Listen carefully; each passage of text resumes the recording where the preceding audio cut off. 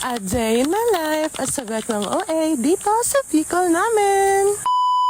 Dito nga pala, dumiretso na ako sa mga kasama ko para kapag aalis na kami, diretso na kami. Kaso nga lang, dumating ako wala pa pala yung isa namin kasama. Sabi, nagpagas lang. Pero maya-maya nga, narinig ko na rin sila at dumating na. Kaya umalis na rin kami kasi anong oras na. Eto nga pala yung napagdesisyon namin daanan dito sa may barangay Nakalaya sa Jose Panganiban. Kasi bukod sa mas malapit, mas maganda yung daanan dito sa may Nakalaya. Grabe, nag-enjoy nga ako dito sa biyahe namin kasi sobrang presko at hindi pa masyadong sumisikat yung araw. Siguro umalis kami nito sa mga around 8 kaya hindi pa masyadong mainit. Makalipas na ilang minuto, narating na rin namin tong baywalk ng Kapalonga dito sa Camarines Norte. Wala pa rin yung pagbabago, marami pa rin dumadayo dito sa lugar nila. Dito nga pala, nag-stop over muna kami kasi para makapagpahinga na rin kahit. Napansin ko nga tong kasama ko na kapag lagi kong tinututukan ng camera, lagi nakarin. Gusto niya kasi kapag nakikita sa video, yung plakado. Nagulat nga ako dito napansin ko kasi may kapares yung motor ko. Same na same talaga. Hinanap ko nga yung mayari, sabi ko umuwi na. Napansin ko rin nga itong mga kasama naming bata, mukhang mga pagod na pagod na. Pero pag ganyan-ganyan lang yan, gala din gusto niya. Halos sa lahat nga ng gala namin, kasama namin yan sila. Maya-maya nga, nauho na talaga itong mga to. Kaya naisip din nila na mag-snack na muna dito at tinawag nila. Pumunta na rin ako kasi grabe, nauho na rin. Maya-maya nga, napansin ko si ate mukhang nahalatang ng video. Kaya sinabihan ko na lang na ate mag-hi ka dito. Sa mga oras nga pala na to, sobra umiinit na yung paligid. Kaya naisip na rin namin na humanap ng tatambayan at kumain na rin ng tanghalian. Maya-maya nga, nakapag-order na rin kami ng mga ulam. Siyempre, pinili ko yung paborito kong adobo. At siyempre, walang bago. Kaharap ko na naman pong sobrang litina na pinsan ko. After nga namin kumain, nag-decide na kami na pumunta sa mga tatambayan dito sa Kapalonga. Naisip ko rin sana na daanan muna si Kutsinta Girl. So nakita ko sobrang daming umaantay sa kanya kaya umalis na rin kami. Sobrang init din kasi kung mag-aantay pa kami. Diretso na nga pala kami sa pupunta namin dito sa Kapalonga, dito sa Tinago Beach Resort. Ito lang kasi yung place na naisip namin na sobrang presko kapag pinunta namin dito ngayong oras. Tanghaling tapat ba naman kasi kaya sobrang init. Naalala ko nga lang pala nung unang punta namin dito sa Tinago Beach Resort. Siyempre gumamit kami ng Google Map at ayun, naligaw na nga kami. Punta ba naman kami sa sobrang sukal na daan, sobrang putik ng daan. Ano ba naman kasi tinuro kami sa malayong daan. Kaya pagdating talaga namin nung oras na yun dito, sobrang puputik na mga sapatos na. Kaya di rin talaga namin malimutan yung araw na yun. Sa mga oras nga pala na to, ipaakyat na kami dito sa may Tinagong Beach Resort. Grabe, di kami nagkamali ng pinuntahan namin. Kasi bukod sa sobrang hangin nitong lagan na to, may available din sila ditong cottage o kubo na pwede mong pagpahingahan at tulugan. Ang astig nga kasi nung unang punta namin dito, wala pa masyadong cottage na nakatayo dito. Kaya ayun, sakto, may mga bago ng tinayo. Grabe, paakyat pa nga lang kami nagsisiunahan na yung mga bata dito sa mga spot na pagpipicturean. Naisip ko rin nga pala dito mag-ikot-ikot para makita kung meron silang naitayong bago dito sa resort nila. Kaso mukhang wala naman akong makita. Kaya naisip ko na lang dumiretso na rin ako sa mga kasama ko. Kasi napansin ko parang kontento sila dun sa kubo. Naman pala, kaya dun sila talagang napaka-presko. Kita ko nga tong mag-ama, grabe, enjoy na enjoy sila dun sa pugad ng ibon. Kaso napansin ko rin, parang hindi naman papunta sa ibon, parang papunta naman sa pato. Pansin ko rin nga tong dalawa na nag-enjoy din. Nakita ko nga pala dito yung payong na hawak ng isang bata kanina, kaya ginamit ko na rin pansalag sa init. Kasi grabe, sobrang cute itong payong na to. Yun nga lang, mabilis. Naisip nga pala namin dito na mag-ikot-ikot, maglakad-lakad na rin para makahanap ng iba pang pagpipicturean. Kaso sawi kasi wala na rin pala. Diretso nga ako nito sa paglalakad papunta sa taas nitong resort. Kasi naalala ko, merong heart shape na pinagpicturean kami dati dito sa may taas. Kaso di ko na nakita, wala na, nasira na siguro. Kaya naisip ko na lang bumaba at mag-video dito sa may tabing dagat. Sabi ngayon ko lang napansin, sobrang ganda pa ng view dito kahit saan ko pumunta. Sobrang presko talaga ng hangin dito. Makikita mo talaga dito yung malalaking hampas ng alon sa mga bato,